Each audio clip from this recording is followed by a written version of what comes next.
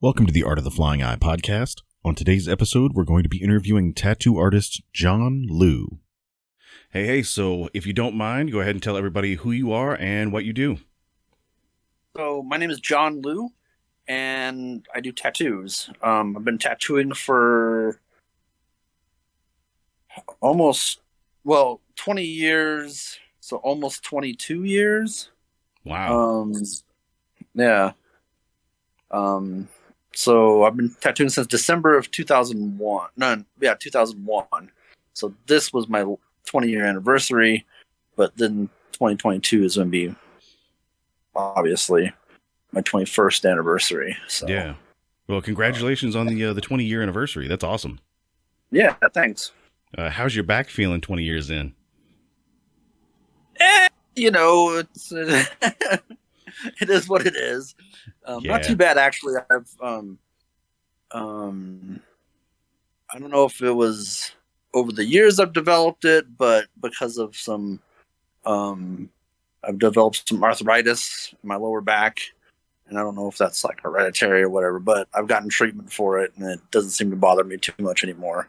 Awesome. So Yeah, I know whenever I get done tattooing, I feel like a little shrimp person just all bent over into like an uppercase C. My back is so messed up from it. I should probably take my own advice. People ask me all the time, like, what would you tell somebody just getting in? I was like, stretch all the time, stretch often and long. And I don't take my own advice on it at all. Sure. Yeah. When people ask me, they're like, "Well, how do I get into it, or what should I do?" And I'm like, "Don't." Like, yeah, honestly, especially at this point. I mean, it's just too. People see it on like TV or whatever, and they want the rock star lifestyle, and I'm just like, it's not any of that. It's so much more hustle and work and stress, dealing with clients and dealing with other artists and all that. I'm like, look, save yourself the headache and just don't do some other art. Right.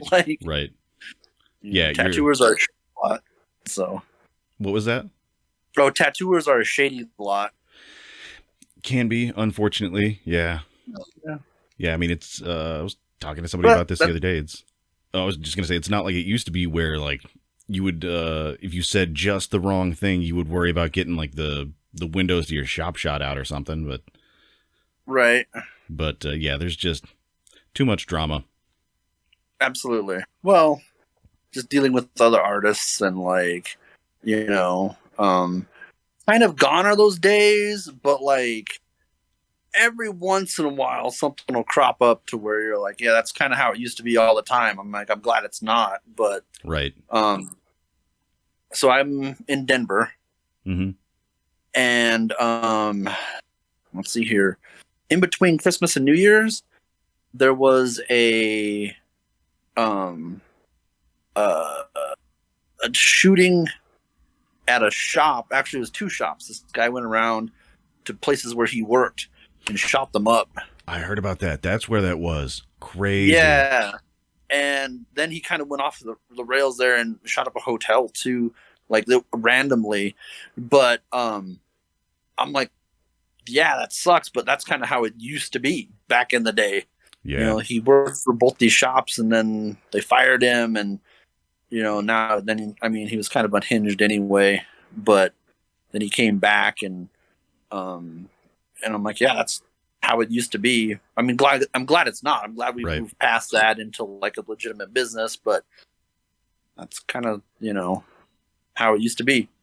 I came in just the tail end of all the like 1%ers and all of that stuff, bricks through windows, and so I'm familiar with it, but I'm glad I didn't have to deal with it as much as a lot of people. Yeah. So what's the most noticeable change that you've seen overall from the time that you started tattooing until now?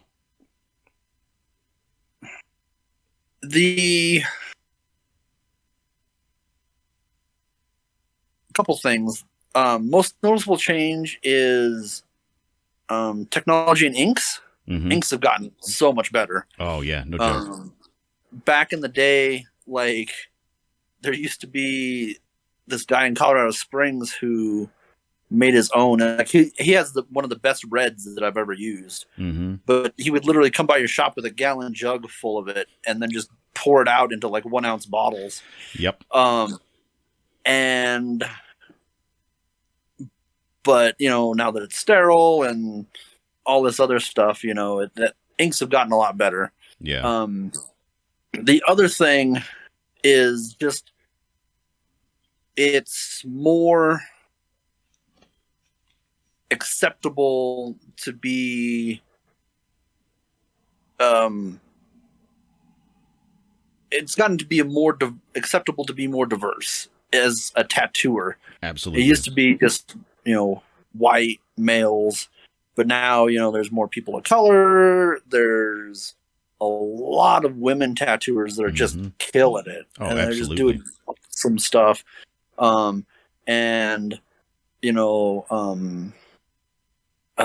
tattooers never used to be a thing, but are definitely so that kind of diversity on the artist side makes it more comfortable for clients. Oh, and yeah, that's 100%. kind of a big change, because before it was good old boys club, and so that's really one of the biggest changes I've seen, and that changes in the last just 5 years, maybe 10 years. Yeah, I could see that. Yeah, because I've been tattooing. I guess this year will be my 14th. I think. Okay. I don't know. It's hard for me to keep track of time anymore. It all blends together. Right. But yeah, I mean, even in my relatively short time tattooing, it seems like a lot of that's changed here in the past. I'd say about like 7 to 10 years. That sounds about right to me, at least. Yeah. Well, I'm sure some of it's dependent on where you are in the country, in the world, whatever. But in my area, sure. Most certainly. That, and it's looked at as more of a legitimate business. Like I said, we're not getting the bricks to the windows, and you don't have to go to like the shops around town and be like, "Hey, is it okay if I open a place?" And right. it's just like a regular business now, So, so you see shops kind of popping up all over the place that are just like run by whoever, Yeah. Yeah, I mean, I remember, I think I might have mentioned it on one of the episodes here. The first place that I worked, where I was trained, the owner, I mean, had been tattooing for 30, 40 years. I don't even know how long, forever. And he still had that kind of old school mindset, like you don't associate with any other tattooer. They're just out to like cut your throat and steal your trade secrets and all that stuff. Like to the point where for probably at least the first 5 to 7 years that I was tattooing, he would have us throw empty pigment bottles into this like 5-gallon bucket that we had in one of the side rooms where we had our clean room. We were scrubbing tubes and all that stuff. And it was just soapy water and bleach. And we would put our empty bottles in there until the labels soaked off and scrub them before we were allowed to throw them away, so that no one could steal our trade secrets and find out what pigments we were using. Right. Well, and I worked at a place and they would cut the labels off the boxes. Yep. The shipping labels. And so that way, and then throw out the boxes. And so that way people would know where you were ordering your stuff from. Yep. And things like familiar. that. And then is it Dermographics? I think it's Dermographics, where you had to actually like be a member to like order stuff from them. So like you had to like get verified. They would call the shop and then ask for your like name and all that stuff before you could order things through them. Right. Yeah, I remember. I want to say the first couple of tattoo supply companies that I ordered from, they did that. Like Kingpin, I think. Kingpin still has you put the shop name in, but they won't actually call. These places would like call to see if like you were a legitimate shop or whatever. Yeah, I want to say it took like a week or something for them to verify who I was before they would like unlock my account so I could go in and like actually pay for stuff. Yeah, it was interesting, but I mean, I can see pros and cons to it. Sure. I mean, if all of it were kind of locked down that way, we wouldn't have people scratching on each other with like eBay machines and Amazon machines and stuff. Right. But I hate to say it, it's just easy to pick up like paper towels and certain like odds and ends and stuff, like even ink caps and that type of stuff from Amazon sometimes if you're in a pinch. I mean, it's 2 day shipping. It's just so easy. Yeah, I mean, if I'm in a real pinch, there's a guy who comes around and just in a white van. Yeah. And he just has supplies in it.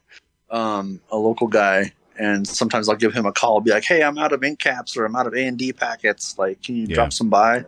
I try not to I try to be on my supplies a little bit better. So me too. Sometimes stuff happens though.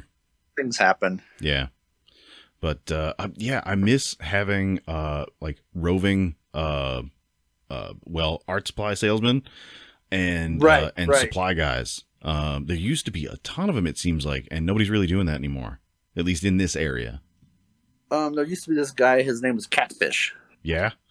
He was an old guy, and he had this like big long mustache, and he worked at an art supply store, and he would steal things off the truck and then come by and sell. Like, you get those big like 10 packs of Statler pins. Yeah. For like, he'd be like, hey, $5 or whatever for them because and so that sounds familiar. Like the art supply dude that used to come around the shop that I worked at before where I'm at now, he would just pop the trunk of his like late 90s Civic, and it would just be full of loose art supplies and markers and pens and like the big thick pads of super expensive watercolor paper, like the blocks of it.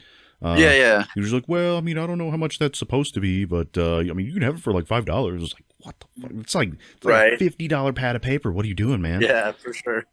Yeah, like it's hard to turn that down. Right. So, but yeah, I haven't seen that dude forever. He was coming around like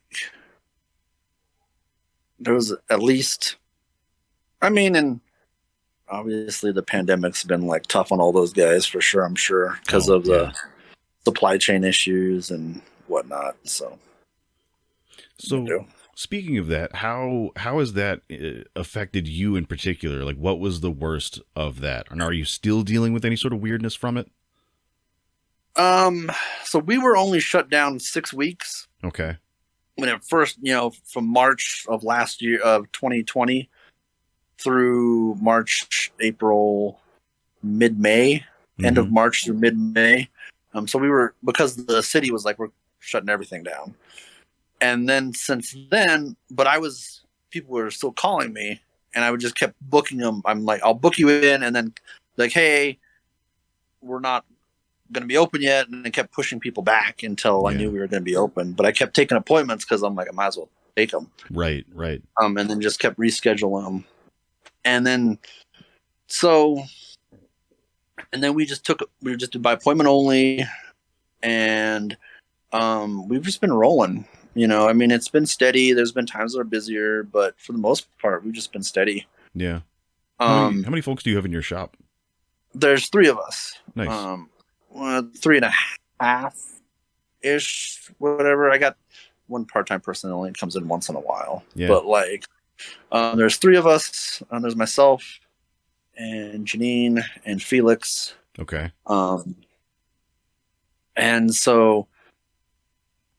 We just kept, we've just been taking appointments and stuff. Now we've been doing walk-ins and stuff and whatever. Weirdness, gloves. I mean, I buy them when I can get them. Right. And I'm like, for a while there, I didn't care what the price was because if I could get them, I could get them. Right. Now they've come back down to like a reasonable. I mean, they're still high, but I found some at Walmart the other day that were like regular,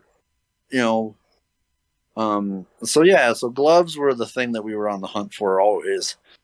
But everything else we were able to get mostly. So.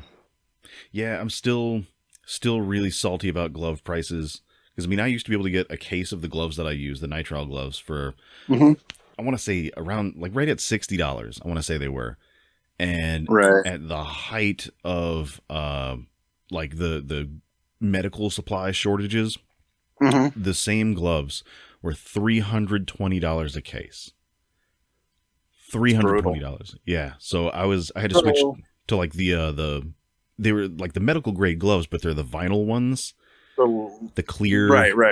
Yeah. It looks like you're about to make a Subway sandwich, and they're hard Right. as hell to put on. And they're sticky and Yeah. they don't feel good and they're gross. Yeah. So before I was buying them out at Sam's Club because they were $16 a box for 200. So you would be getting, for the same price, you would be getting twice as many gloves. Right. And then, but during the height of it, we were like, there was a couple times where I paid like, I think it was like $32 a box. Yeah, that. Well, yeah, that sounds about right. I mean, 10 boxes a case, 320 a case. Yeah. And so, and then we would just pick them up wherever we could, Mm-hmm. whether it's through local suppliers, internet suppliers, Amazon, wherever we could snag 2 boxes, because a lot of places you couldn't get a case. You could only buy they're like, we can sell 3 to a customer. Right. So I put them up here and there and wherever I could. But now it seems like we can get cases, and Walmart, but Sam's Club still hasn't fully brought them back at all. Every once in a while I'll wander in there and I'll be like, oh, they have some, but they still don't have like a space in the shelf designated for them. So. Weird. Yeah. It's been interesting. I mean, what were like the regulations coming back from the shutdowns? Like, did you all have any sort of like health code changes or anything like that? So because we had a bunch of weird stuff around here, and they didn't tell us what it was going to be for a long time, so we didn't know really how to plan for it. The only difference was, because I mean, we still, we were wiping everything down with Maticide and masks and all that stuff. The only difference was, so when it first reopened, we could have either 10, maximum of only 10 people inside, or 25% of the staff, or 25% capacity, whichever one is the smallest. Gotcha. And so we were seeing how there's only 3 of us. There'd be 3 of us, and then one client, that's 6. So it didn't really, we were just like no guests. Everybody had to wear masks, and that kind of stuff. So, and because we were doing by appointment only, it was a little easier to like, that was the only thing. That was the other thing too, is a regulation that we had to be by appointment only. Really? We couldn't take any walk-ins.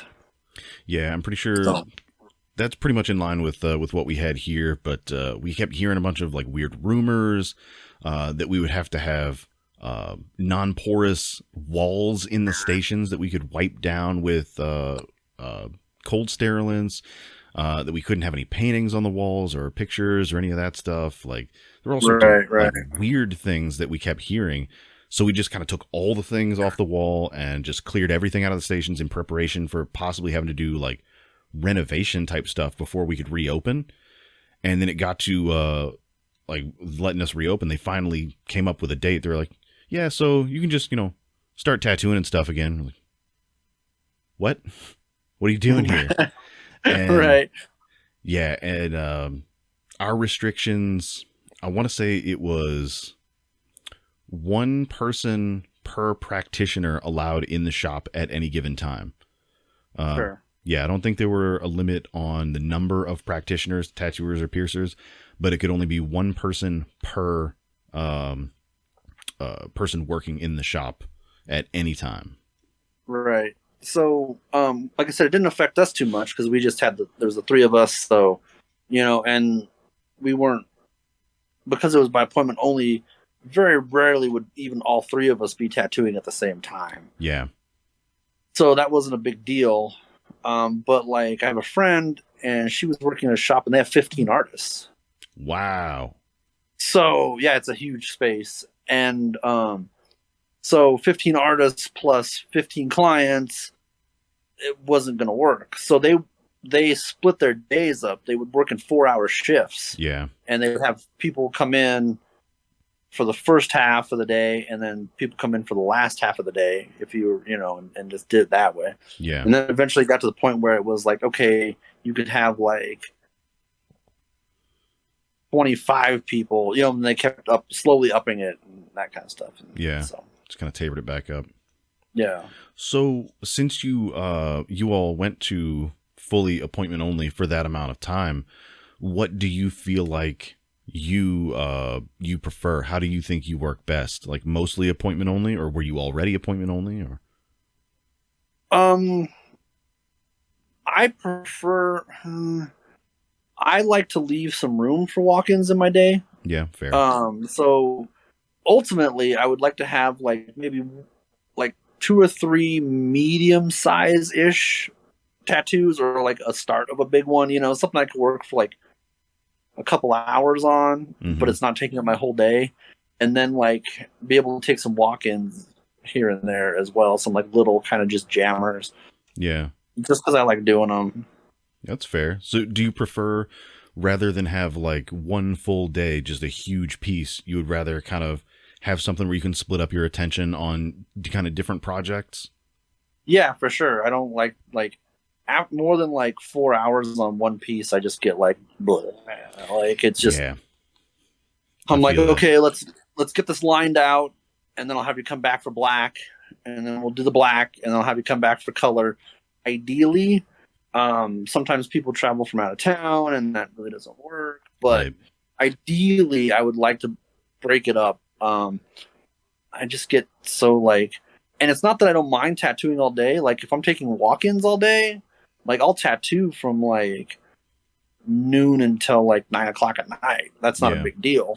But it's just I need that time to like break it up a little bit. Yeah. Like, to like it's that stop, clean up, reset, and just deal with someone new's energy. You know, good, bad, whatever. Just different. Just different. Yeah. Yeah, it's like attention fatigue almost. Like at a certain point you just hit this wall where like you even from inside yourself, you're like, I'm not putting 100% into this. Like I should stop. Like I need to move on to something else, take a break, sit on the couch and stare at a wall for a while, something. We just need to like stop this one for just a little bit. Right. Yeah. I totally get that. And especially if it's like something that is bigger, by laying it out, doing all the line work, and then doing the black and then color, it gives you a chance to like, or it gives me a chance to like sit down and think about it and like, make sure that it's like, okay, make sure that it's solid, and then if not, I can go back and hit those spots up, or like rework it, or, add a little bit here, or, make some adjustments kind of as I go. I don't like to do like a full, like I'll draw my line work, but I don't like to do like a full rendering of like tattoo pieces, because then it feels like I'm doing my own flash, and which is okay, but it lacks some of the soul, I guess, or it feels not as fresh to me. Yeah, I can see that. I know the client, it's not really that big a deal, but I don't know. There's just something that kind of, as I'm working on it, it just, once again, it gets kind of stale. Right. Like I've already done this, I've already like painted it or whatever. So. Yeah, because thinking of like a lot of the painters that I know, they might do like a small color study with just like real broad kind of sketchy brush strokes, but they're not gonna like do a practice piece that's at full detail, full color, full rendering, and then do another one that's just like it. So I totally get that. It's like a painter moving from the sketch on the canvas to the finished piece. Yeah, for sure. Yeah, at a certain point, I don't know if it's maybe it's just me. I know I've got ADHD. Like I feel like a lot of tattooers, a lot of artists in general, have that kind of ADHD attention. It's the inability is not probably not the best way to say that. The preference for new stimulation all the time. Right. Maybe that's the best way to say that. Yeah.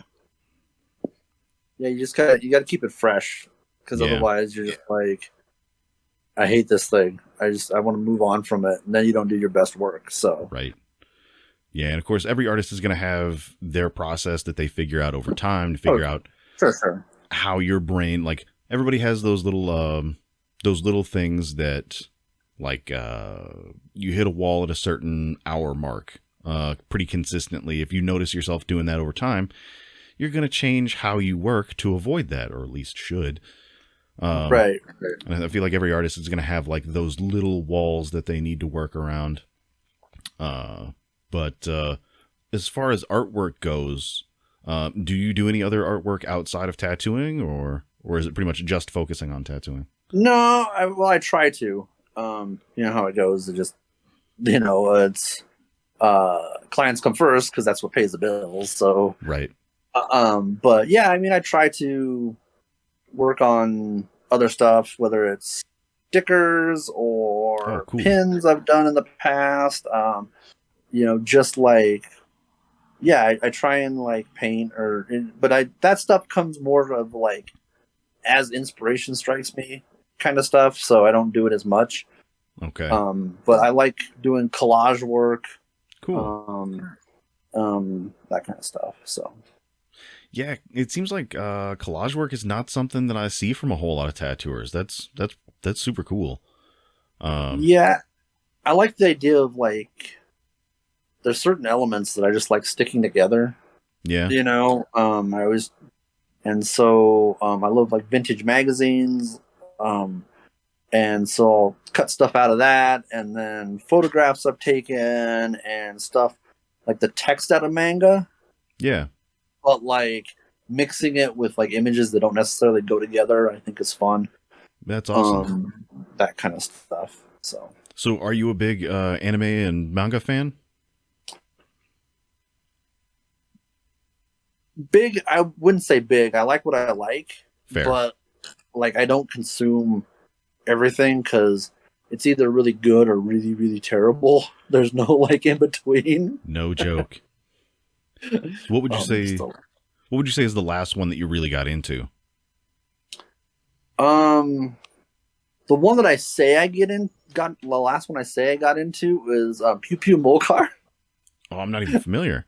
What's that about? It's really a kids show, and it's about these sentient, like, they're guinea pig cars. So they're guinea pigs, but like people ride in them. That's awesome. It's on Netflix, and it's really fun. It's only 6 episodes long. Each one's only like 6 minutes. And it's really dumb. And technically, I guess it's an anime, but like, anyway, I just like to say that. But really, like FLCL. Oh yeah, Fooly Cooly. Yeah. Yeah. I love Fooly Cooly. FLCL's great, but more the classics. Yeah, Fooly Cooly was the one that immediately came to mind when you said 6 episodes, because I think that's all is in Fooly Cooly, isn't it? Yeah. It's super limited. Dead Leaves is by the same people. Oh, no joke. It's the same animation company. Yeah. Different writer, but same animation companies, and you can see their style kind of come through. I'm gonna have to look into that. And it's only a one-off. I think it's only like maybe 90 minutes. Okay. But it's really good. But it's kind of the same style, where it's just like really bright colors and like those really fast cuts and intense kind of like bold animation, if that makes any sense. Yeah. Similar style. Yeah, that's awesome. And you and said the classics. I'm sorry. Go ahead. Oh, I'll just say the classics. Ninja Scroll and Akira and anything by Studio Ghibli. And Oh, absolutely. Yeah, something about Studio Ghibli stuff is just classic. I do not know what it is about those. It's just they have this hold on me ever since I saw them when I was a kid. And as a matter of fact, I think I've got one customer that has an entire sleeve of just Studio Ghibli um, little bits and pieces from all the movies. sure. And I cannot wait to finish that, but I haven't seen that customer in so long. You know what's funny? I've started 2 Studio Ghibli sleeves, Really? and they've gotten like we did a cat bust, and we did like all the forest sprites and the soot sprites, and then I've never seen them again. They're like, "Oh yeah, I'm gonna do this whole sleeve with all the characters." I'm like, "Cool, let's do it," and then I don't know what happened to them. So Yeah. With this one that I'm thinking of mine, we lined everything out. see, Placed, I didn't even get that far. yeah, we placed all those stencils in one day, lined everything, and then have just been going back to fill it in a piece at a time. And yeah, I think my favorite piece on her arm is Ponyo. Oh, nice. Yeah, I love Ponyo. Yeah, Ponyo's great. Was it Porco Rosso? I think that's one that I haven't seen yet. It's is one of my favorites. It's a pig pilot. yeah. Yeah. That's a good one.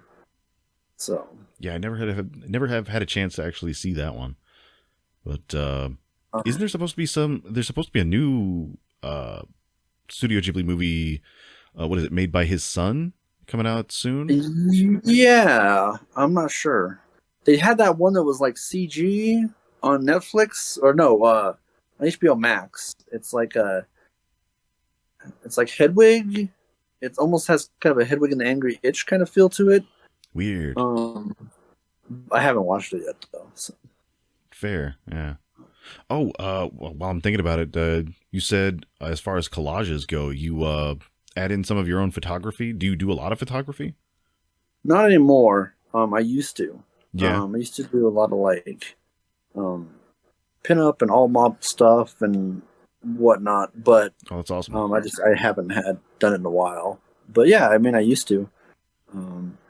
So there's a couple pieces that I just finished working recently, and I as much like bear stuff as I could find, like from like old magazines, like, and anything from travel magazines, and there was this bear from this anime that I found, and but I glued it on, or Mod Podged it onto a old lunch tray.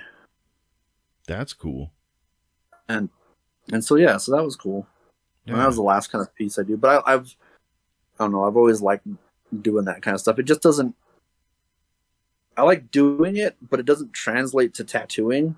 So it's something that I don't do a ton of. Yeah. Because I'm like, how do I, well, I mean, what's to say you have to have any sort of bridge between the two? No, you don't have to, but it's one of those. Creative is creative. I mean, it's still working those muscles. But I always like, the tattoos I like to do are like mashup stuff, silly stuff. So I kind of feel like that kind of maybe is a bridge there. Yeah, a little bit. I could see that. Just kind of some of the same wheels turning. Sure. Oh, actually, and I know I've seen you on this is a total left turn. Seen you on TikTok wearing a lot of hats from the same place that I like to buy hats. And you mentioned, yeah. You mentioned bears. I've got my Muscovites nice. Busby here. Nice. Yeah, Fezorama. Yeah, absolutely. Love that place. Yeah, they're great. I have a bunch of them. And I found them the second year there was a Denver Comic Con. Okay. And they're like, for a while there, they were doing like a special con fez for every time they would go. And so they're like, hey, we're coming to Denver Comic Con. I'm like, oh, I didn't know. But they're like, what should we do? And I'm like, well, what about a 5280, Denver Mile High? And so they did an altimeter that said 5280 on it. Oh, that's awesome. And so that was one of the first ones I got, but I've followed them for a while now and got a bunch of different ones. I probably have maybe a dozen or so. Yeah, that's awesome. Yeah, so far this one for the Muscovites is the only one I've got, but every once in a while I'll go back and look, and they've got some super cool stuff. And it seems like it changes out pretty frequently. Yeah, he's always doing limited edition stuff. He'll do small runs. And he's a super cool, like I've had a chance to meet him a couple times. Super cool. He's always like willing to chat with you and like take suggestions and stuff. So that's super cool. Yeah, I know one of my buddies actually got me, you were talking about pins earlier. He got me a little pin for my tassel, a little like goat head. And have you ever thought about doing something like that specifically for fezzes? Not for fez. I've made some pins and stuff in the past. My next project of something like that, where it's like a product, I found a place that'll help you. They make like aloha shirts and things. Oh, cool. So that's the next thing I want to do, a shop aloha shirt. So the shop is called Fortune Cookie Tattoo. Yeah. And so I'm going to do I think I'm going to do some sort of skull with a fortune cookie and a bat kind of pattern. Awesome. So it seems how bats are one of the only mammals that are native to Hawaii. Yeah. But then they're also here in Colorado. We have some in the summertime, there's a big migration that they come up from Texas every summer. So kind of bridge that gap, kind of make that work for both places. Yeah. Yeah, that's awesome. So out in Colorado, did you grow up there or did you move there? No, I grew up in Wyoming. Okay. And I've been in Colorado since '99. I went to art school here. Oh, no shit. Yeah. So, what is if you don't mind my asking, what did you go for? Media arts and animation originally. That makes sense. So yeah, I was gonna be I wanted to be like a cartoonist. Yeah. But at the time, I wasn't really ready to move to LA or New York or whatever. So yeah. I had an acquaintance who was doing this tattoo apprenticeship, and I'm like, I like tattoos. That might be something I could do. Yeah. And so I found someone to teach me, and I've been doing it ever since. So what was your apprenticeship like? Do you feel like you had a super old school, kind of really rough apprenticeship, or was it a little more progressive? Somewhere in between. Okay. There were some old school elements, but I wasn't I wasn't treated terribly, but also it was like I was making the needles for everyone in the shop. So that's something that a lot of people don't know how to do. Yeah. And I could do it now, but it would take a few to get back into practice. Right. But it's a good skill to have because and a bunch of burnt fingertips. Right, because you never know. We might need to be making needles again. Yeah, you never know. But so I have some of that background. The guy who taught me was like, "Hey, here's your machines," and just handed me a bag of parts. Yep. And so I had to put them together using a built machine as a pattern, and just figure it out. Yeah. But there was a lot of things I didn't get, technique and art wise. Really? Just he showed me the basics, but there's a lot of color blending stuff and line thickness things, kind of that you can do that I didn't get. Right. So a lot of that stuff I had to learn from being around other artists, and that's kind Yeah. of like what we were talking about before. You can get a machine and start scratching and whatever, but you'll never really develop as a tattooer until you're around other. Like, Yeah. you need that feedback. Yep. Otherwise, you kind of are just stuck. Yeah, I mean, even with me coming in, I mean, after you, when I first started, there was still, it seemed like a lot of isolation between tattooers and between shops, and there were like little pockets of tattooers that were open with techniques and kind of collaborating with each other, but for the most part, it was still kind of standoffish, or at least that's the way it felt from the part of the tattoo industry that I was navigating at that point. But like, then stuff like Reinventing the Tattoo, Guy Atchison's book was going around a lot more frequently. There were a lot more DVDs from like Joshua Carlton, and I mean, people along those lines. And yeah, just a ton of that stuff was super eye-opening. Just the stuff that like nobody in the circles, like the local circles that I knew, had any clue about any of those weird techniques and different stuff that you could try. It was just like, well, this is what works, so you do this. Well, the shop that I came up in had a bunch of locations. And so we would get together like once a month and then kind of trade ideas. And, you know, I was able to learn more from not necessarily the guy I was doing my mentorship with, but everybody else in the kind of the company. Yeah. You know? And so that was helpful. But yeah, he was really old school.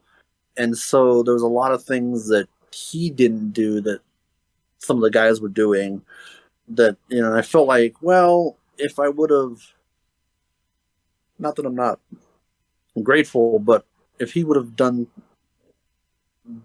on a different level or whatever, then I could have, I felt like I was behind a lot. And I still felt, you know, I have a lot of like imposter syndrome and, you know, little brother syndrome. I know that feeling. Where it's like, even though I've been tattooing for 20 years, I'm like, I don't know what I'm doing, you know? Like, yeah, I feel that. I really do. Because, I mean, especially, it's come up on the podcast before, like, all of the crazy, like, Eastern European tattooers, like, you can see their stuff on Instagram and some of them on YouTube and stuff. And their apprentices whip the shit out of me. Like, oh, yeah, absolutely. Yeah, people who have been tattooing for less than 6 months. And I think, in my opinion, I think a lot of it has to do with all this collective knowledge being a lot more openly shared between tattooers, and especially new technology and supplies. Right, sure. Well, and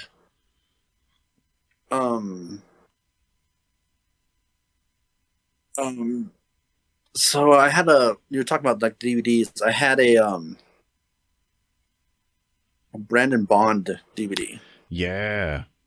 And he's just like, there's young people just coming up and eating people alive. And it's like this one gal who tattooed, she learned at my shop, and she's just killing it. And she's far surpassed anything that like I've showed her, you know? Yeah. And I think a lot of it has to do with she's moved shops and just that open exchange. She's talked to people and just nitpick, you know, not nitpick, but like cherry picked from here, from there, learned different techniques, and that kind of thing. So she goes by Hair the Hound. She's on Instagram and TikTok as well. Yeah, I mean, it's just I feel like you're right. I feel like something that I've kind of decided that I'm going to start doing a lot more is traveling, doing guest spots, and a lot more conventions. Right. Because it seems like interacting with all those people, you always see someone do something differently than you do. And even if it doesn't line up with the way that you work, it's still a technique that you can put in your toolbox. Like, I now know that this works. So if I have a gap in whatever skill sets I have at some point in the future that'll fit in, I now have that. Well, and we were talking about young tattooers. Yeah. The best thing you can do is go get tattooed by somebody. Oh, 100%. And if you can get tattooed by somebody in some place you can see. Yes. And after you know what you're doing, you can see and be like, oh, that's interesting. Right. And without like being rude and just showing up and be like, hey, can I watch you tattoo?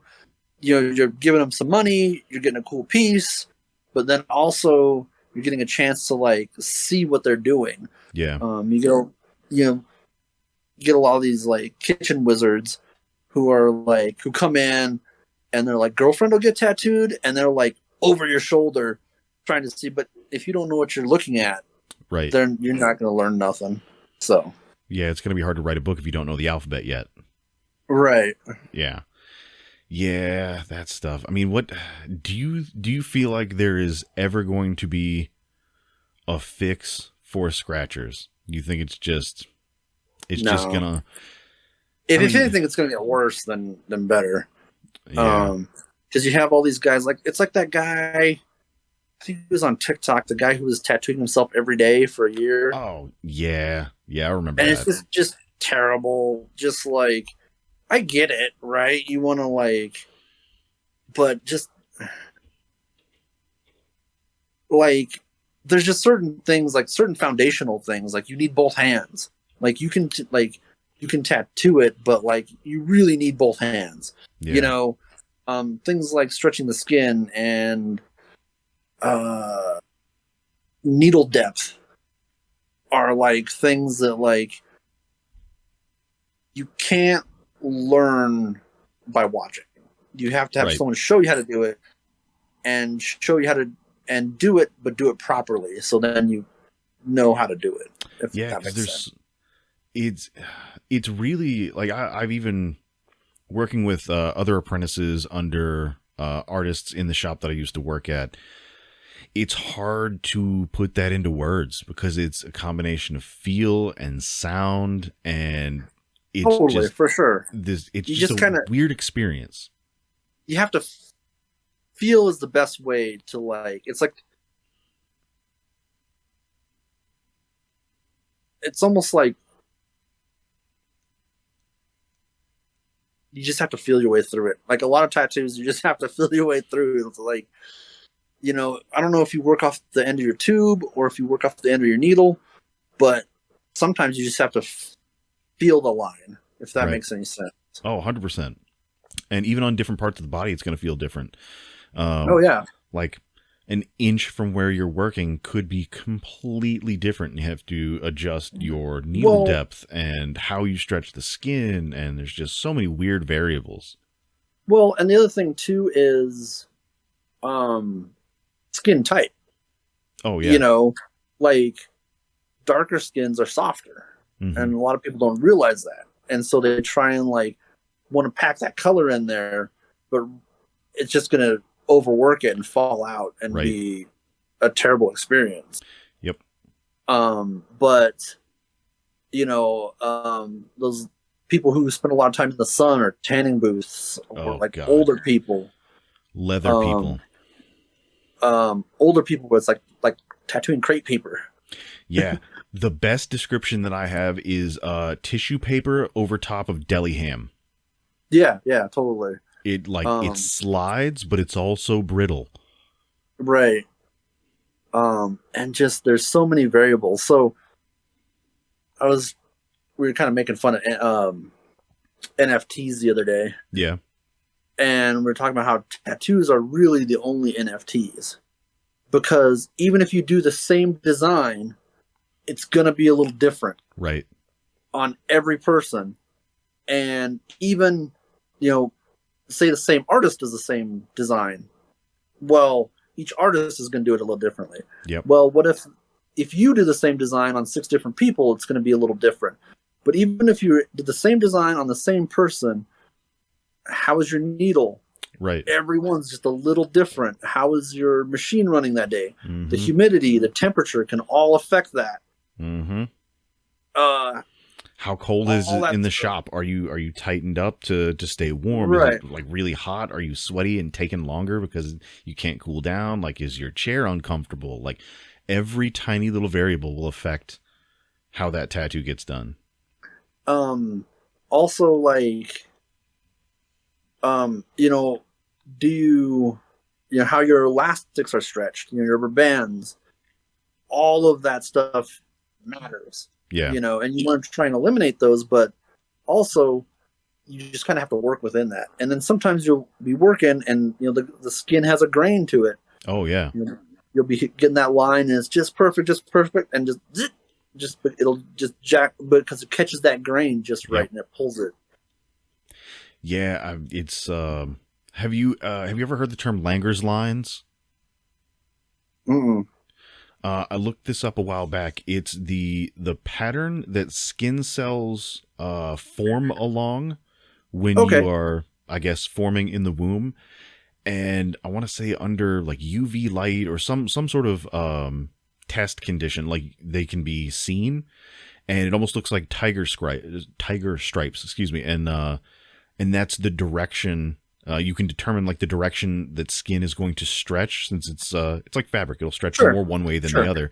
And you can almost look at these maps of like these skin lines and determine where it's going to be stretchier on the body. Well, you can, I mean, even if you just look at the skin closely, you can see it. You can see how it's going to work, and most of the time it's not too big a deal, but every once in a while you'll get that one. Yep. You know, and it's a combination of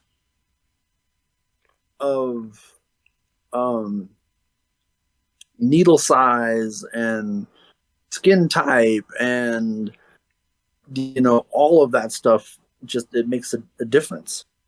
Yeah, and it's one of those things that is just going to come with experience.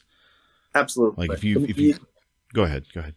I was just going to say, the only way to really get better at tattooing is just to do it every day.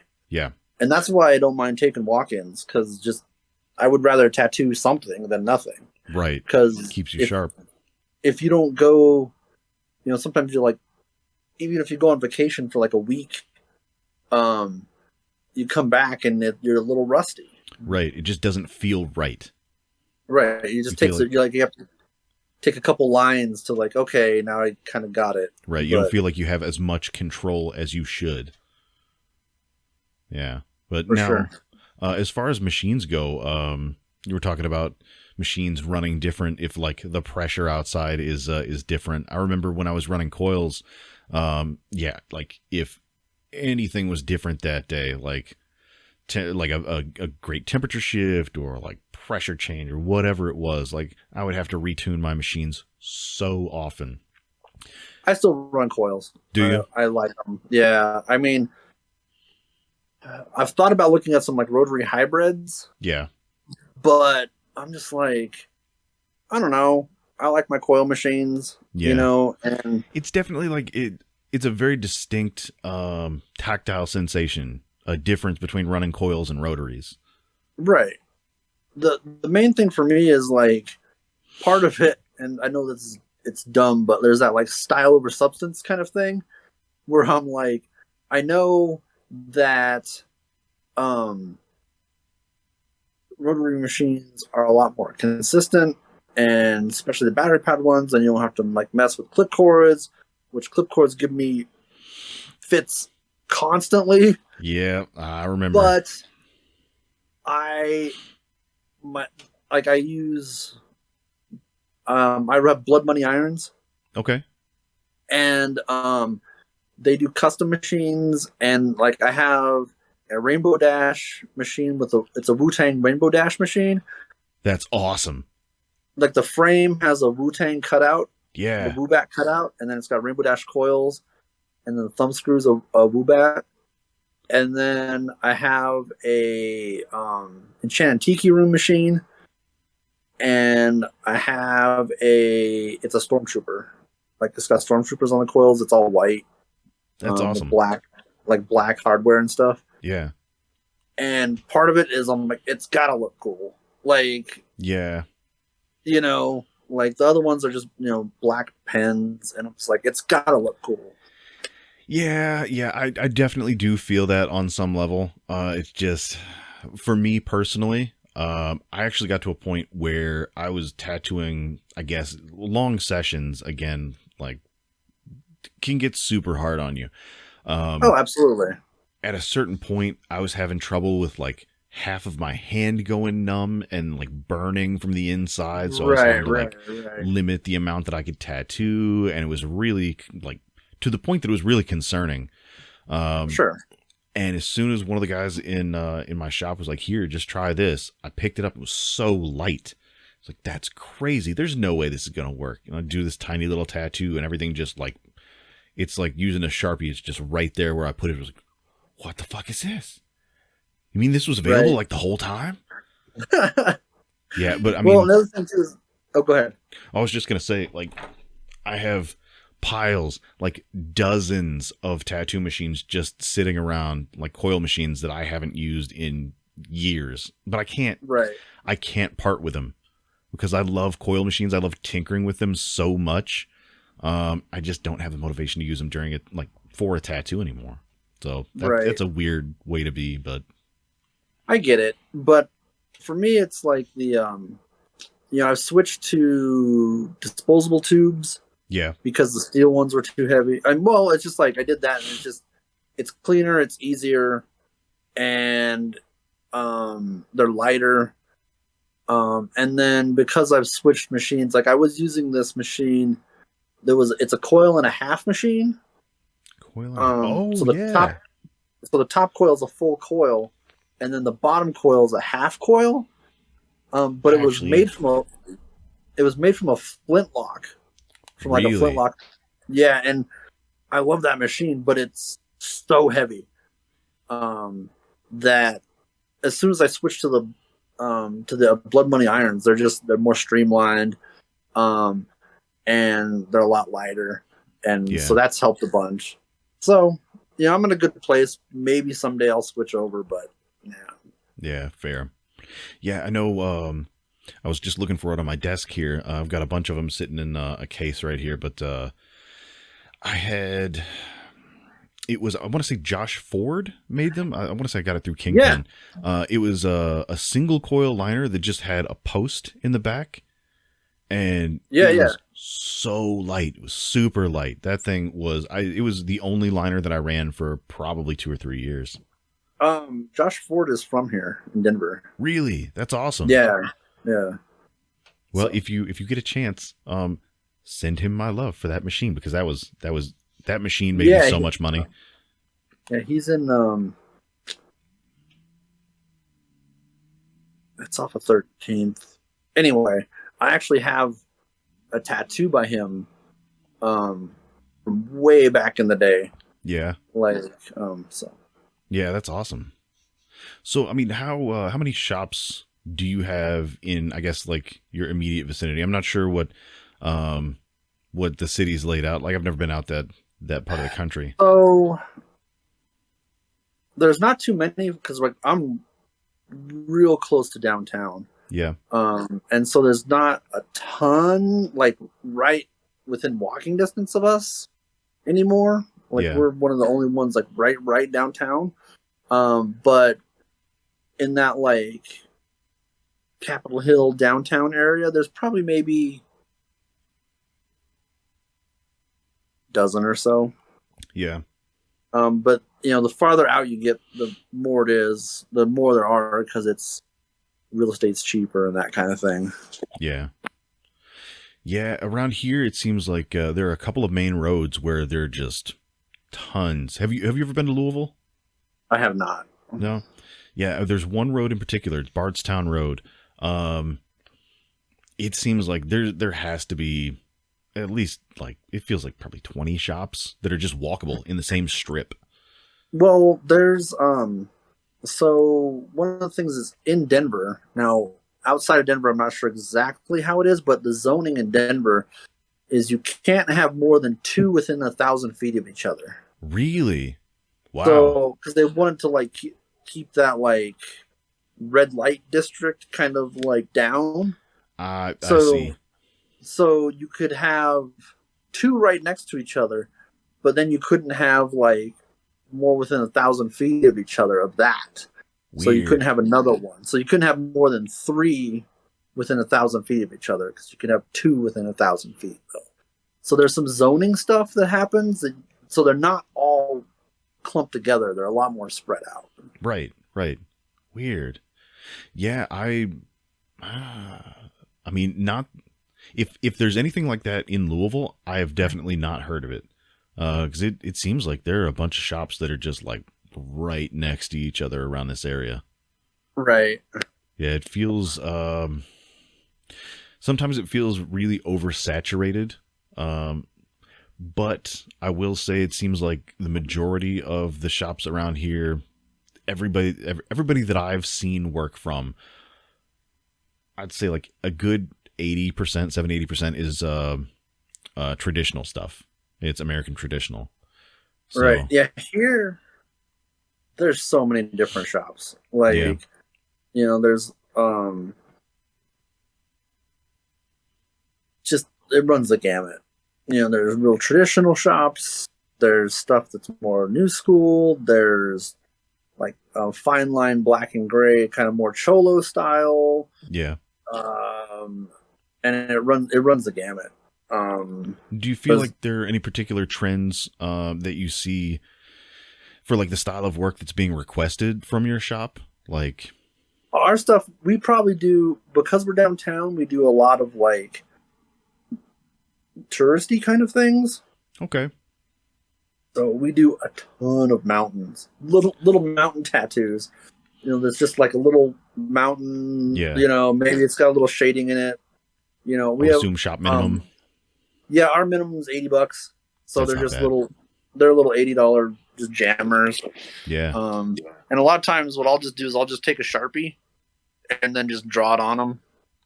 And then it's just as easy than trying to like make a stencil and then put it on, and just like, I'm just like, hey, you want something unique? Here's a little, your mountain's going to be unique, you know, because I'm just going to draw it on. Right. Yeah, because I mean, at a certain point, it's almost not worth going through all the time and effort to draw it out and make a stencil and lay the stencil and wait for that to dry. Yeah, just like it's not. I'm just gonna scribble it on. I'm just gonna take a Sharpie and just draw it on. Right. And most people are like, oh, I've never had a tattoo done that way, and they're super stoked about it. Yeah, it's really surprising. I like drawing stuff on as well. The amount of people that have never seen it done just blows my mind. Because I know there are a bunch of artists who, I mean, like their entire portfolio is just stuff that they've drawn on with a marker. Yeah, I haven't done that much stuff. So I've had a couple of, there's a high school buddy of mine. He was like, oh yeah, I want a totally original like Jon Lew piece. So I'm like, cool. I'm gonna come at you with a Sharpie, right? So I, you know, lay out the yellow, and then we do some orange, and then tighten it up with some red and black and stuff. And then so I did this like he's from Wyoming, so like I did this jackalope with this kind of gentleman jackalope with this like top hat and bow tie and kind of like a mount behind him. Mm-hmm. And he goes, yeah, I'm not really into that. So yeah, it happens. I wipe it off, and I'm like, okay. So I just did some skull with the flames and stuff, something kind of like more cheesy. Mm-hmm. You know, I mean, it was still cool, but like, I'm like, you could have had a jackalope with a top hat, like, right? Yeah, you know. But he was stoked about it, and whatever, it's cool. But, yeah, I mean, ultimately, as long as whoever's getting the tattoo is, I mean, happy with it, it's going to be on him forever. Right. Well, I always say not forever. Well, I mean, as long as they're alive. Right. Yeah, but that's not forever. Yeah, right. I mean, if you want to get into the philosophy, like forever for me. Right. Well, I always like to say a lifetime.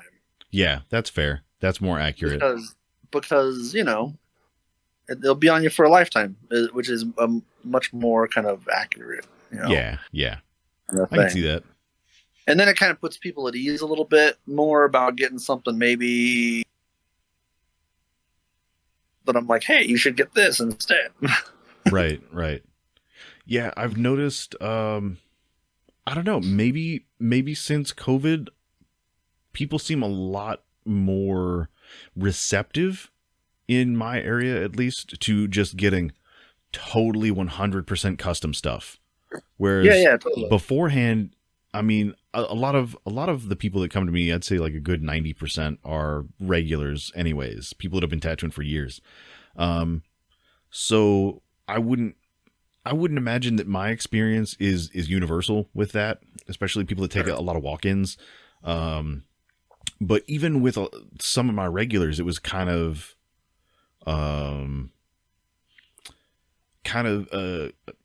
tough to, I guess, to convince people to get something that's 100% totally just out of my head. Right. But it seems like the past couple of years, like since all the COVID stuff, if I'm just like, hey, so you want me to do any particular style, or do you want me to just like take off with it and do my own thing? They're just like, do whatever you want. Like, score. Nice. Good. Awesome. So we have a get what you get kind of board. Oh, cool. It's a big fork board. There's 60 designs up there, and we use Chinese fortune telling sticks, kind of fit with our theme. Yeah. So you pull a stick and there's a number on there, and the number is supposed to go with it. It comes with a book, and then it'll have like a fortune associated with that number, and have like a little like, will it come true? Won't it come true? And a little kind of like saying that kind of goes with it. But we use it. We have a pin in each of the designs, and so you pull a number, and that's the design you get. And we always stick things that we want to tattoo up there. I mean, like I said, our minimum is $8, but our get what you get is $60. Really? But yeah, but it's all stuff that you want to do. But it's all like stuff from cartoons and like weird. Like I have some fancy lettering that says temporary, right? Or meaningful. So it's a meaningful tattoo. That's just. It's like some really scripty, kind of just fun, silly. Like there's the Zim house up there. Awesome. There's like, there's a xenomorph Care Bear. That's there's Jeff the Land Shark. We just stuck up there recently. Oh yeah. And so there's that kind of stuff, we stick up there. And then the other thing too is like they're all full color, so but we're like, hey, we'll give it to you at a discount because we want to tattoo it. Like, that's crazy good for $60. That's awesome. And then if you don't get anything you want, like you like, I hate this design, I cannot live with this, for another $20 you can repull for as many times as you want. Yeah. $20 per repull? Pull per repull. Gotcha. So like, we go, 80, so we'll go, 80, 100, right. 120 every time. And we've only had, like, most people are pretty stoked about like what they get right off, or they're like up for it. It doesn't matter what it is, as long as it's like, So do you follow Coasty Jones on TikTok? I don't follow them, but like, I check in on their page pretty frequently. Yeah. I just saw the other day they put in a like a candy machine with the little bubbles in it. Filled with those. Yeah, I'm such a fan of the different styles of get what you get games. Like I saw somebody that had Plinko in their shop that you could play for it. Somebody else had like a dart wall where you paid $120, $150 or whatever for like 3 darts. So you got 3 chances. You got to like choose between whatever it touched. Right. Yeah. And they were decent sized pieces. Yeah. Ours are all like palm size. Wow. Roughly. That's crazy good for $60. Holy shit. And it's all silly stuff. We have it's Bobby Hill's face on a purse. And it says, that's my purse around it, That's perfect. So it's like kind of silly, more irreverent kind of stuff that like we want to do, right. Right now, Janine has a thing where she's trying to do all 101 original Pokemon. And she's got like, and it's a get what you get kind of deal. And so, it's like the toys. Okay. It's like a capsule machine. Yeah. But it looks like it's Pokemon themed, and they come out of little Pokeballs. That's awesome. And so you put in your Pokecoin and then turn it, and it's a get what you get of the original 151. And so, but they're a little bit bigger even. They're almost like hand size. Yeah. I mean, I got small hands, but like, so once one is done, that's just out of the series. Right. Yeah. So it's an ever reducing pool of characters to pull from. Yeah. Well, and then with our pick'em board, we do it. Once we do them, they come off the board, so they're all one-offs. They're all originals because there's more we want to do. Like someone was saying, like we should stick a Pew Pew Molcar up there, and so that's not on there yet, but like, So, what would you say the ratio is between you designing tattoos versus doing tattoos, like time spent? I guess I know you said you don't like to flesh out your drawings completely, but me designing tattoos, it just depends on the client, depends on what they want. Whatever. Like I said, we do about 60-40. We do because we do a lot of walk-ins. And I try so that's more doing tattoos. Yeah. Because they're like, oh, I want to get this little mountain. And you're like, okay, I'm happy to do it for you, but like, I'm sorry, go ahead.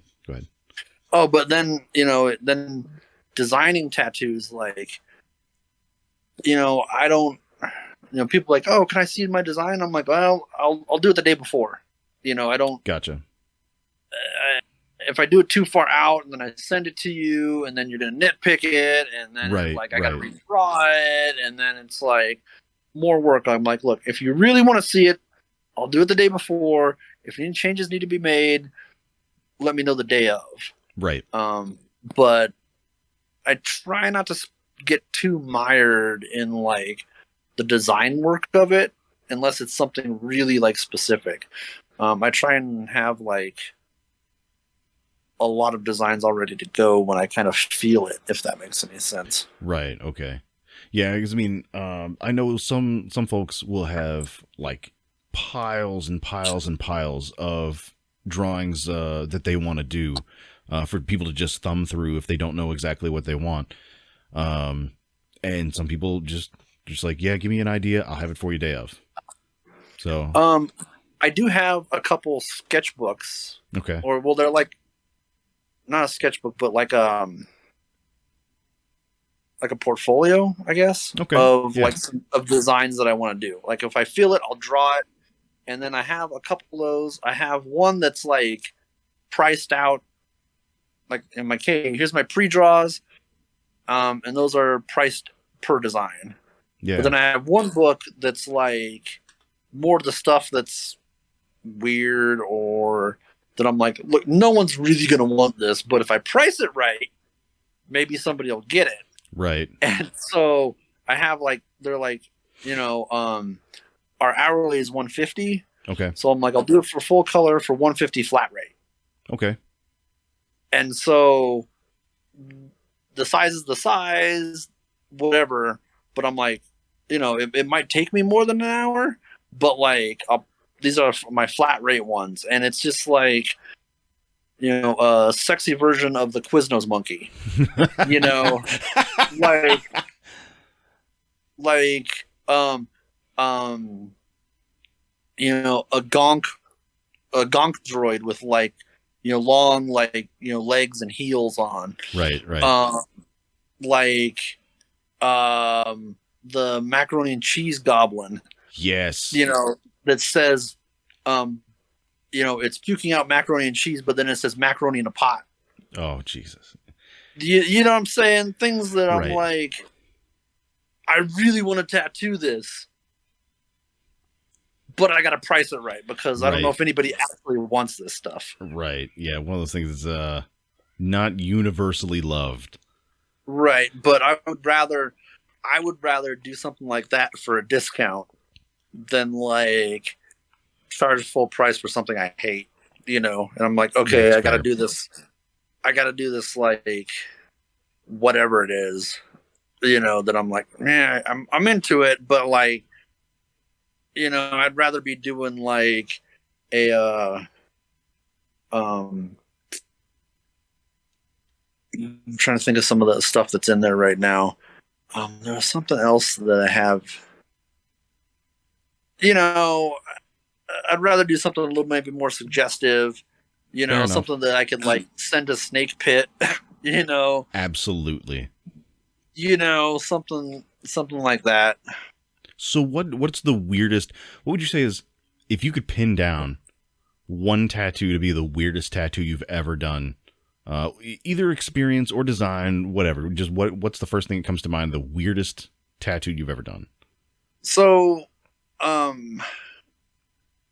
those like on BuzzFeed, they used to have like the top 10 dumbest tattoos or whatever, Yeah.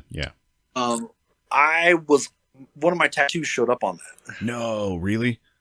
And it was this guy above his knee got "Drew has bowling on Thursdays" tattooed on himself in like kind of block letters. And because his buddy Drew had bowling on Thursdays and he could never remember, so he got "Drew has bowling on Thursdays" tattooed on his leg. I mean, if it's that important to you, then yeah, why not? And so that way he would be like, "Oh, it's Thursday. I can't, Drew's doing something else. I'll call him tomorrow." Right. It's the memento theory of day planning. Yeah, for sure. Other than that, it's not run of the mill for non-tattooers, but it's run of the mill for tattooers. Stuff that's like, you maybe don't have a client that sits super great, or like, just that tattoo that's like you've underestimated like the skin type, and so you've maybe used the wrong needle, and just the tattoo doesn't go.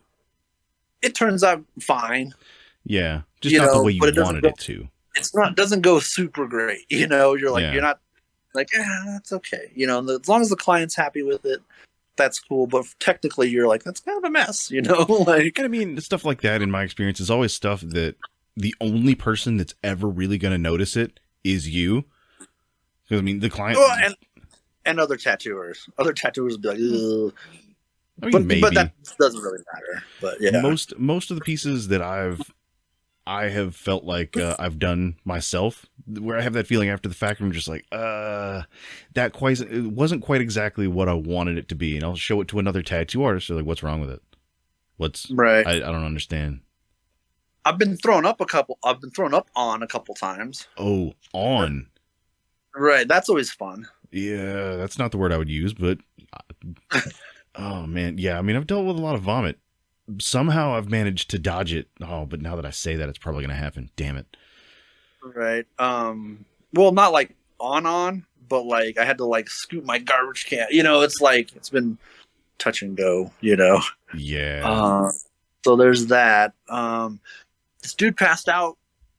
Like I'm tattooing, and he's like, "Oh, I'm not feeling super great." I'm like, "Okay, let's take a break. I'm gonna go get you some water." Passes out and just falls just out of my chair. Just bam on the floor. And he wakes up. He's like, "What happened?" I'm like, "You passed out." And I'm like, "Are you okay?" He's like, "Yeah, I'm okay. You want to finish?" He's like, "Yeah, let's finish." He's like, "I'm gonna go run to the 7-Eleven, get something to eat." I'll be right back. So he goes and gets something to eat, comes back, starting to work on him again, passes out again, twice in the same session. And he's like, okay. So I'm like, we got to a point we can finish. I'm like, I'm going to have you come back. He's like, okay, cool. So he comes back. He's like, I ate this time. I slept, water, the whole, he's like, I'm ready this time. Right. Cool. Working on him, passes out again. Oh, no. At least he didn't follow the chair the second 2 times. Right. Like I was able to be kind of brace him, and I was prepared for it, But yeah, so that's happened.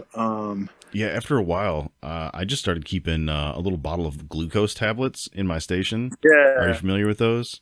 Yeah. Yeah, like if somebody just starts looking like they're going to pass out, either like burping a whole bunch, like their stomach's starting to get messed up, or like if they turn green and start sweating, I'm just like, hey, so how about you just take 2 of those? Just chew those up. Right. Because it's basically just sugar. It's just candy. Right. And yeah, as soon as they get done with the second one, they're gold, right as rain.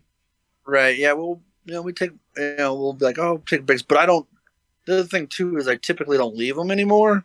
I'll be like, I'll have someone else in the shop be like, hey, can you get some water? And we have some candy down front. Be like, hey, can you get some candy and some water for them? And then, kind of get them back going again. Yeah. But at this point when I'm tattooing, there's usually nobody else in the shop. It's pretty rare. It's just me and the shop owner at this point, and we're both appointment only, and it's pretty rare that I even actually see him. So it's usually just me and the client. So I pretty much I have to keep something in there. I don't think other weird, interesting. I haven't done anything. Yeah, because a lot of those things, someone will be like, "Oh, I want to get I want to get something on my face." I'm like, I don't tattoo faces. Okay.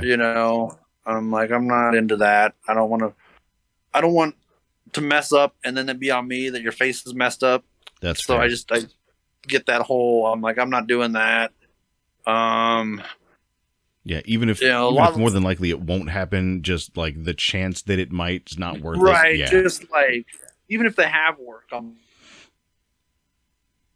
this lady wanted to, she had a name, and it was covered, and then she wanted to get the cover up. I'm like, you need laser. Right. I'm not touching that. Right. I'm not. So I've gotten to the point where I've kind of avoided some of those situations. Yeah, when in doubt, you don't have to do the tattoo. Just avoid it. Right. Now, other things I won't do anything like this one dude wanted white power on his forearms. I said no. That's one of those, you need to get the fuck out. Right. I'm like, I'm not doing that. This one dude, so I did do a swastika once. Really? This one dude wanted it he wanted it a skull with the German helmet with the swastika on the side of it. And I'm like, first of all, you're coming to me. I'm Asian. You're clearly not committed to this thing. If you were, you would have your homeboy and your clubhouse do it. I'm not, you know what I'm saying? You're clearly not. You're getting this for some whatever reason. I don't know. You're in the moment, but you're clearly not committed to it because if you were, you wouldn't have me do it. Right. If you were part of something they've got their own tattooers. Right. And so I charged him double, and then I did it in such a way it'd be easy to cover. Yeah, I've heard all the arguments for that, and personally, I would be the one to do that. In such a way that it could almost never be covered. Because if you're going to come in and really commit to something like that, commit to it. But I could just feel that the guy was not, Yeah. Sure enough. So I charged him the other thing too is a lot of times I'll play what I like to call tattoo roulette. If it's something I don't really want to do, I'll make the price higher than I think it should be. Yeah. And if they still want to get it, and so he comes in, and so I charged him like a ridiculous amount for this thing. He paid it. Sure enough, 6 months later, he comes in with his girlfriend and he wants it covered. So I charged him extra again to just like basically just black it out. Right. Today, and that was when I was first starting to tattoo. Today, I probably wouldn't do that, but yeah, we all live and learn and that kind of stuff. Yeah. And again, I've talked to some people and I totally understand. There's some dudes that are 100% against it, but will still tattoo it every single time.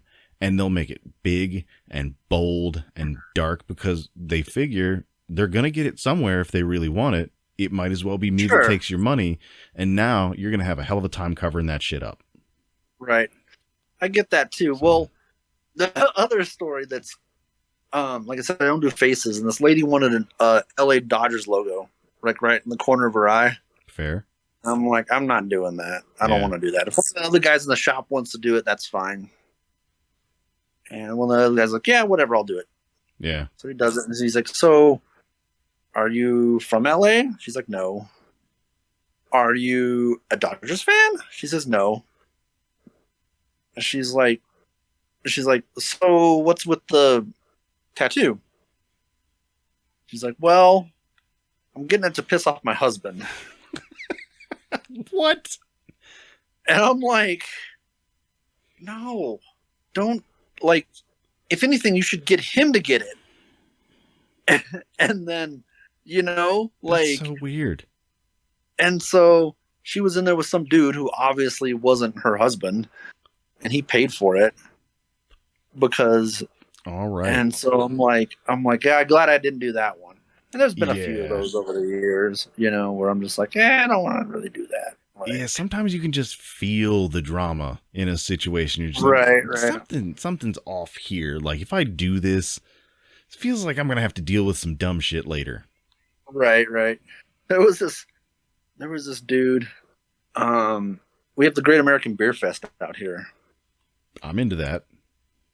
And so it's a pretty big weekend. Like, they haven't done it the last couple of years, obviously, but like, these two dudes and this lady come in, and she gets his name tattooed on her. And so I'm like, okay, that's weird, but he's not getting hers or anything, right? So I'm like, okay. Turns out they had just met that afternoon. Went to the American Beer Fest, and then like, he talked her into getting his name tattooed on her, and she thought that was a good idea. And I'm like, no, that's not like. So. Yeah, every year around Valentine's Day, I make some sort of social media statement, just like, don't get your significant other's name tattooed on you. Don't do it. If you're gonna do anything, get a reminder, some image that makes you think of them. Sure. Don't get their name. And inevitably, I have somebody contact me. He's like, but why? I don't understand. I really just love them. I want their name. We're going to be together forever. Like, how long have you been together? He's like, oh, I don't know, like 6 months. I'm like, no. One of my tattooer buddies got his wife's name like across his chest, real big. And he's like, yeah, well, she'll always be the mother of my child, blah, blah, blah. They got divorced, and sure enough, he's like getting it covered. Yep. Another tattooer buddy of mine was with this girl, and he couldn't get rid of her. And he's like, we're broken up. You gotta leave. And she was just hanging around, So he was blacking out his arm anyway. So he totally gets her name tattooed on him. A few months later, she's totally gone. Get the name tattooed on there to ward off the evil spirit. Yeah. So there you go. Little tattoo talisman to ward off evil spirits. Right. Oh man. Yeah, that gets such weird stuff coming to the shop. I will say I don't deal with personally nearly as much of that stuff since I moved to, I guess, more of like a bougie shop as opposed to like a street shop. Yeah, like speaking of old school tattoo stuff, yeah, like I was trained just like you're always supposed to keep weapons in the shop. You're always supposed to like be near a weapon and that sort of thing. And talking to newer tattooers, they're just like, I have no idea what you're talking about. You need that for some reason? I was like, you don't? But yes. So like we used to have people like threaten to kill us and like just crazy people all the time. So I was working at this one shop, and it was like tattoo shop in the back, head shop in the front. Okay. And they were robbed at gunpoint. And so we were all held up, like, so yeah. That does not sound like a fun experience. No, it was not great. But that ultimately, it was not, but ultimately, they ended up just leaving, without anything. But like, it could have gone south quickly. Right. And that whole situation could have been terrible. But we were. Yeah, what do you do? You just So I mean, what sort of era was this? Like, how long ago? 2005, maybe. Okay, yeah, I could see that. Yeah, because I came in 2008, and it was I feel like I just caught like the tail end of something. Right. Because it seems like just a couple of years after that, stuff started to change pretty quickly. Well, and even like my old mentor, like had this idea of like he was like, oh, I'm like 1%, this and that and the other thing. And so like when I opened my shop, right, I just did it because that's how, whatever. And he comes in there and he tries to shake me down. Seriously, right? With like crew of like dudes and like whatever. They're like, yeah, we're gonna come back every week and get our money, and we're gonna break your hands and blah blah blah blah. And in some part, I think they thought it was just like a rite of passage kind of thing, but like it's not cool. No. So yeah, I kind of. Yeah, that doesn't sound like a lot of fun. So I mean, No, when was it that you opened that shop? That was 2010. 2010. Okay. Yeah.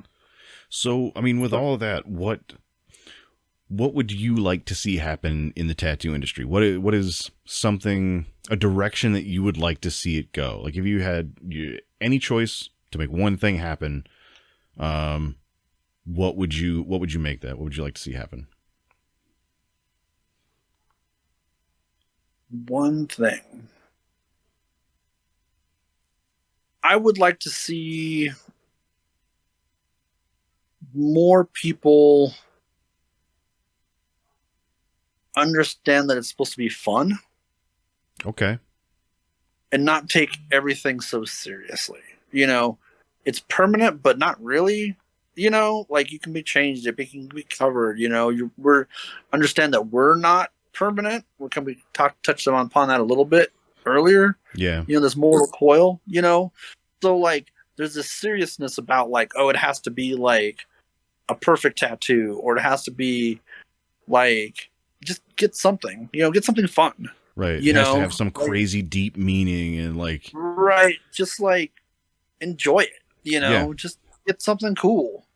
Just because you want to look at a cool thing, like not because Totally. It has to like be some deep literary or psychological reference or some shit. Just like, right. I think watermelons are really cool, so I'm gonna get a tattoo of a water, like something like that. Sure. Right. Yeah. Totally. Just whatever makes you happy. You're like, I just like this thing. Yeah. Whatever it is. Just kind of like more of an in the moment kind of thing. I think a lot of people put a lot of pressure on to like, and that's why I try and like push my like silly stuff or ridiculousness stuff, or like the stuff, Yeah. that's why I price things so low. That's just like, I want to tattoo it, right? Like, Kind of break if you people out of let, that, right, like like if you, dull monotony. right, it's like, well, I get it should mean, like, but you should be able to live with it, and I'm not gonna like, but I want to do more like lewd tattoos. Yeah. I I mean, want to do more like, when you talk about lewd, how lewd are we talking here? how do you want to get? Fair enough.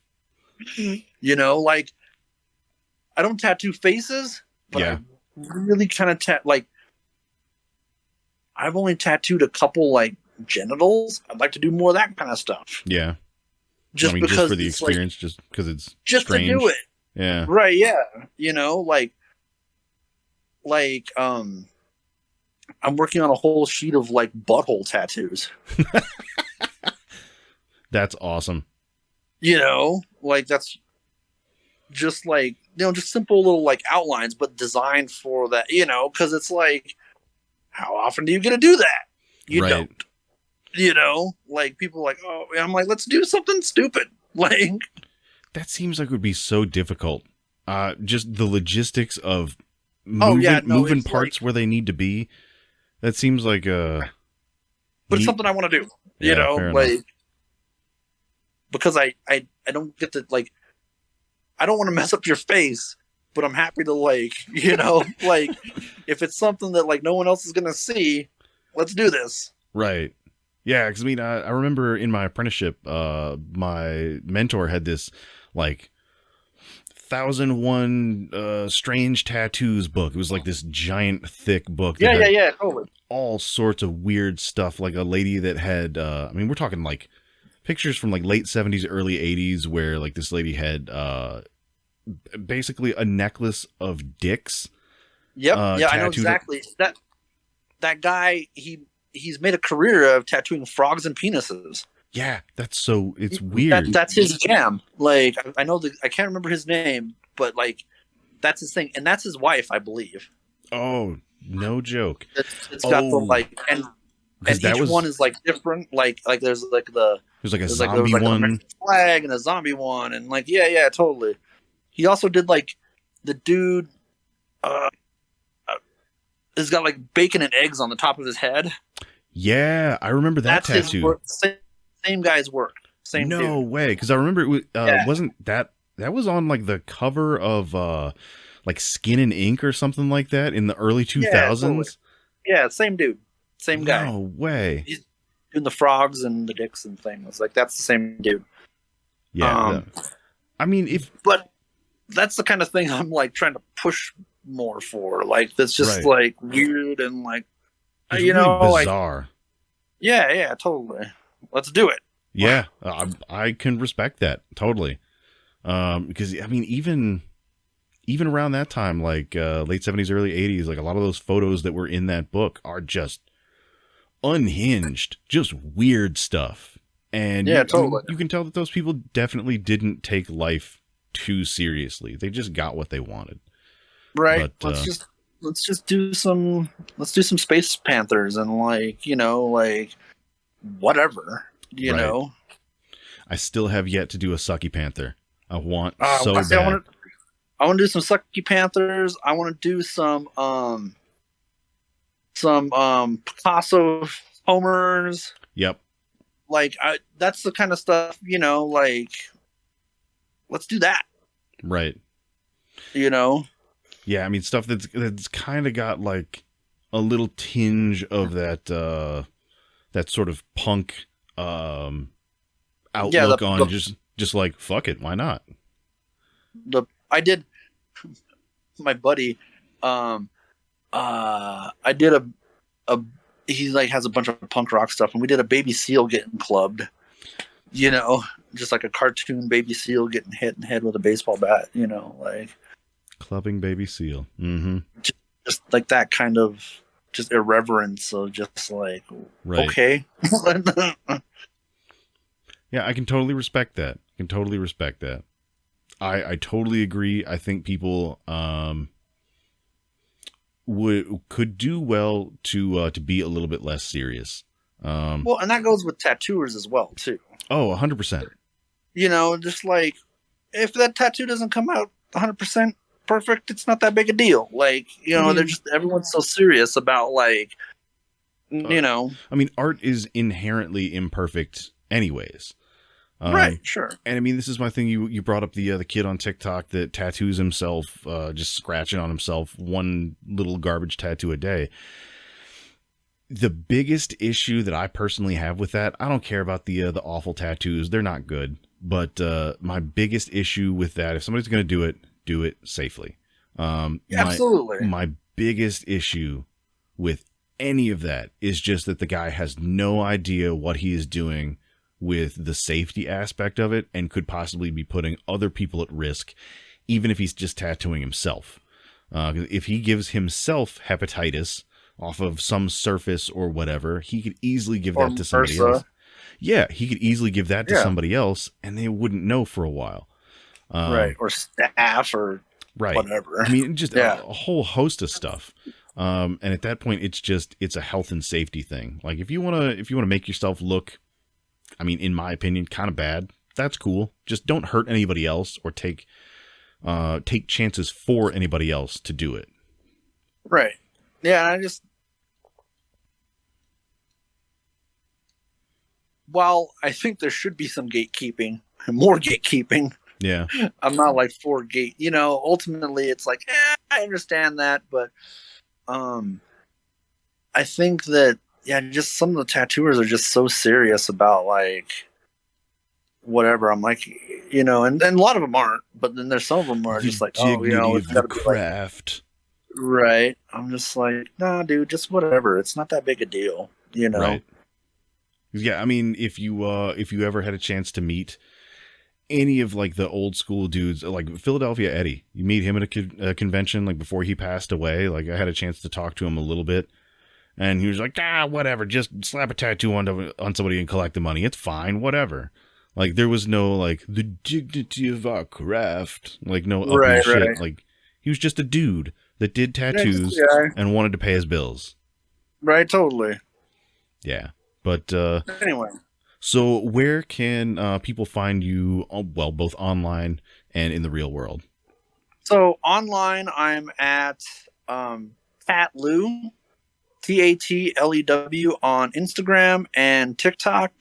Also, you know, there you can find all my contact and stuff. That's the easiest way. So it's like, you know, tattoo, but then my last name, Tat Lew. That's clever. Yeah. Anyway, and then in real life, I'm in Denver. Fortune Cookie Tattoo, that's my place. We're on 14th and Tremont. We're right downtown. Come by and say hi. We're there. We're hanging out. So we like to keep it light. Like, you know, people always come in and be like, "Oh, this isn't. I like the vibe of your shop." We play a lot of Disney music while we're, you know, there, and like, awesome. You know, it's all white walls, and you know, it's not like black and dark and metal all the time. You know, it's just like, we keep it light. We keep it fun. You know. Yeah, so. That's awesome. Yeah, well, cool. Hopefully, at some point, since I'm trying to make it a point to do more conventions and all that sort of stuff, hopefully, I can make it out that way myself. There's a Villain Arts convention that comes out here. Okay. Denver, typically in September-ish or so. Okay. We're going to be in LA in June. Okay. The shop's taking a little trip out there, so if you're in that area and you want to come by and say hi, we'll be there then. Cool. I think it's the last weekend in June. So, you know, that's a body art expo convention. Okay. But Villain Arts is in Denver, and then there's another one. It's a much smaller, and it's a more of a local kind of put on show. And I want to say that's in like October. Okay. I don't remember the name of it.